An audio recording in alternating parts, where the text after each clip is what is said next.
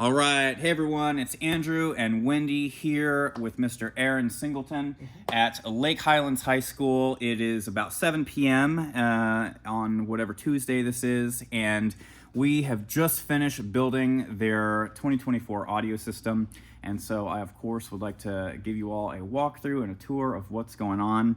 We always start here at the mixer. Real straightforward setup this year. I'm very glad that they've made the decision to stick with a pair of hardwired sideline microphones on like a stage over on side one.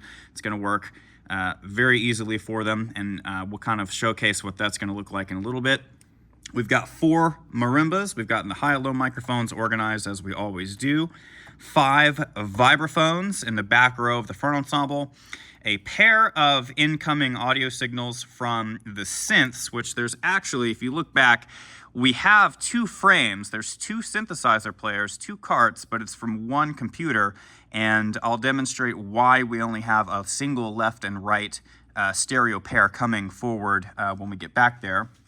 But we've got our synth channels here, and here is the stereo pair for the sideline mics. We're looking into upgrading to the Shure VP88. We're going to get that sorted here pretty soon, but that's the mic I've determined would be the ideal solution for them for what they're doing. I don't want to give away too much, but one of those mics would definitely get the job done. We've got the reverbs and all that stuff set up as well. It's ready to go. This is their, as you can see here, the custom layer. So on the Yamaha consoles, if you're not familiar, you can press these buttons to showcase different what we call layers on the faders. And if we press these 2 buttons at the same time, we can see what's called the custom layer, which simply brings up only the things that they need. So they've got control over the individual microphones.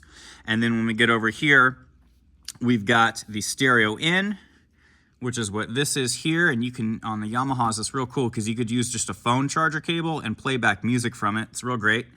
And then I have the DCAs, which again, these are basically group control for the volume. So when I slide this one down, the volume for the group of marimbas follows. So this is an easy way for them to make adjustments on the fly. During rehearsals, I usually like to make adjustments on the individual mics first because we can take, a few more seconds during a rehearsal to do that.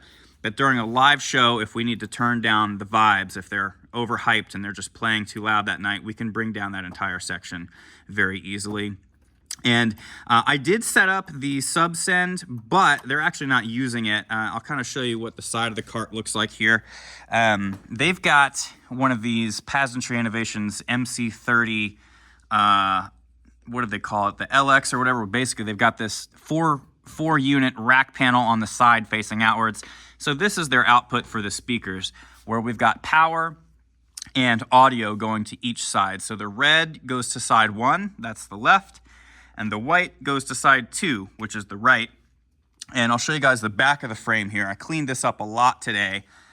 Not much is going on back here. We've got a backup battery that is sort of being hoisted up by this because it was dipping down real low. And I tried repositioning. Let me show you guys something real quick. Just back over here on the front. I tried repositioning these down because if you see this little divot right here, and they're on this side too, these little divots indicate the sort of separation of a rack unit. So you'll see a divot here, 3 screw holes, and then another divot. Well, whenever these got put in, whoever it was misaligned them, and so you'll see that there's a divot, 2 holes, and then this battery wasn't able to be put in correctly. So we've only got a screw up top there. And this one didn't really make it all the way in, and the problem is that we tried to take them out earlier, but the screws were like totally stripped out.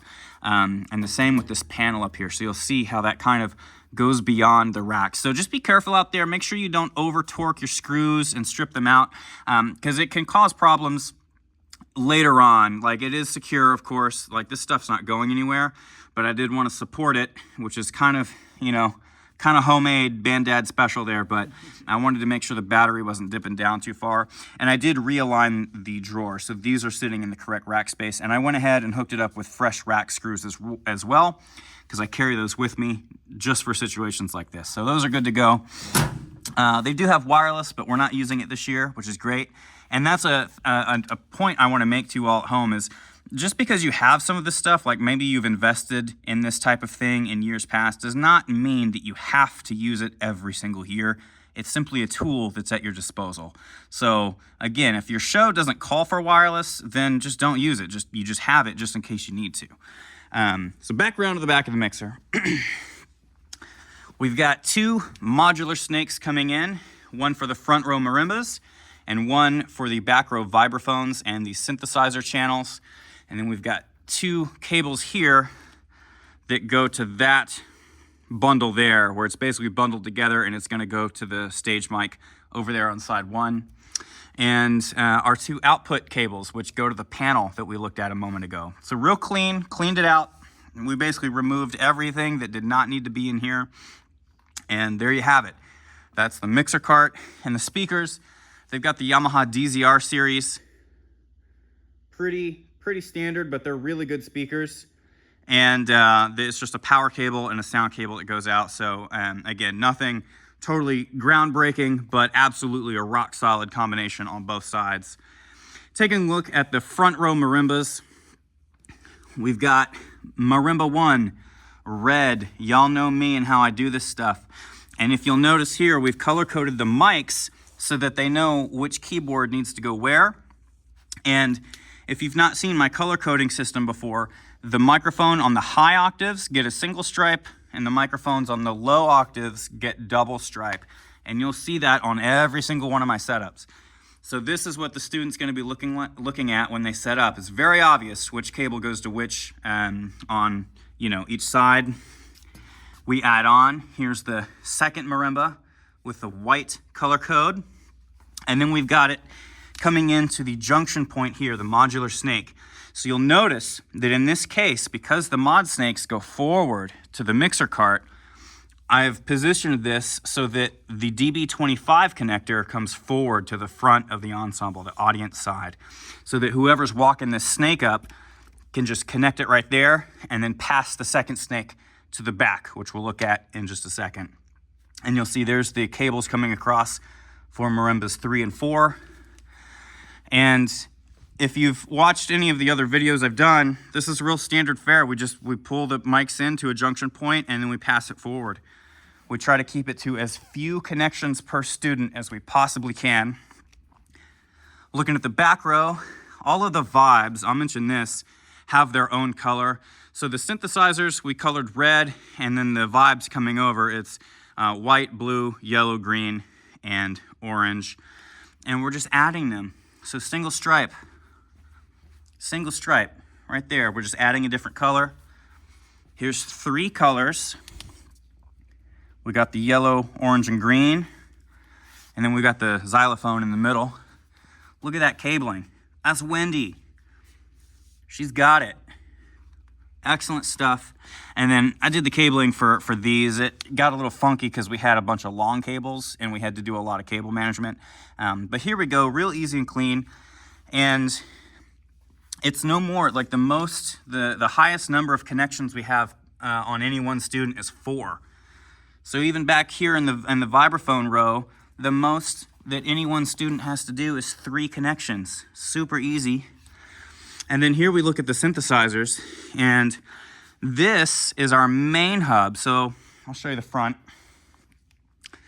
So they are using a Mac Mini, which they have rack mounted here.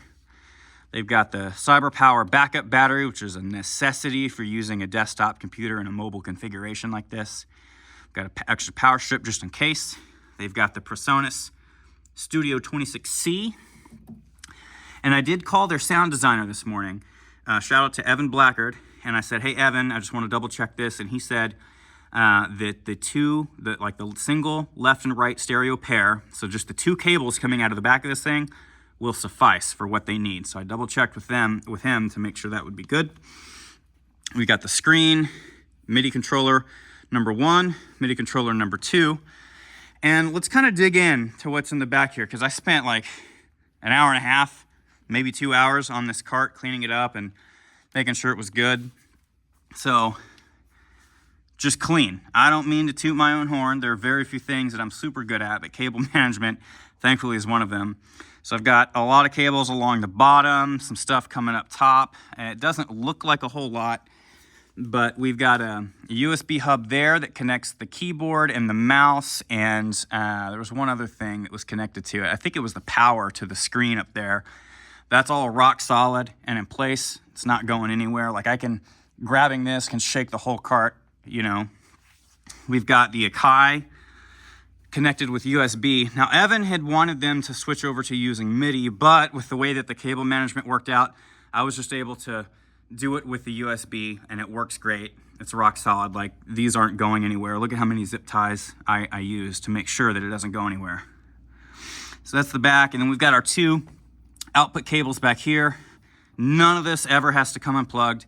We've got the monitor output here, which I colored orange, and then we've got the single red and double red for the left and right coming out of main stage. Those cables come here to the side for a pass-through, and then we just did the old zip tie method here because this wasn't a very long cable. And so these cables here are the main output from our synthesizers that go and connect to Vibe 1, that goes all the way down and connects to that snake there. So that's how the synthesizers connect. Now they will have to run power to the cart, right? So they will have to bring power from up there and all the way back to this synth cart separately, but that's pretty easy. That's usually not a big deal. And with the way that this worked out, they only have 2 snakes, which is awesome. And then the second synthesizer over here, this is actually just a MIDI controller, brand new one from Novation, excellent model. I have kind of a janky power supply for now. We'll probably recommend that I'll probably recommend that they switch over from this. This is what I happened to find in the box of stuff that they had. But we got to supply power to this because we're using a MIDI cable to send the MIDI data over. And so I've just got a MIDI cable here that comes through the cart. You'll see that here. So the MIDI cable should live on this cart, and when they set up, they'll just pass it over and plug it into the back of the synth. And that MIDI cable goes to the back of the PreSonus box there. So we're actually using the Studio 26C as the MIDI source for main stage. And I may be able to show you what that looks like. Let's not worry about that. So check this out. So if we go into layout and I click on this keyboard, you'll see there it is. The Studio 26C is the MIDI port source for that synth, and then this keyboard up here is being fed from the Akai, the MPK 261. So everything's working great. They also got Omnisphere and Keyscape from Spectrasonics installed today, which is great. And again, the only other thing really to mention is that we're going to have a microphone on a side 1 stage that connects to these. And Wendy got these color coded. We just got red and white. Real easy for a left and a right, or a 2-channel thing. So that's it, y'all. Real clean setup. Solid 9-hour workday between both myself and Wendy. But we went through it all. This is a real clean, real thorough setup. I'm very proud of how this one came about. I'm very thankful to have been out here to Lake Highlands. I consulted with them at, I think, 1 or 2 rehearsals last year. But I did not do their system setup. So it was like part of my time was spent trying to figure out how things were set up and what was going on. But now that we've done this and I have the documentation, you know, if I come out to a rehearsal in the fall, I already know what the setup is, and it'll be that much easier to actually jump in and do some engineering. So anyway, folks, hope you enjoyed. Drop any comments or questions in the comment section below. I'm happy to answer any specifics. But I think this was a real good look at the Lake Highlands 2024 audio system. Thanks, y'all. Peace.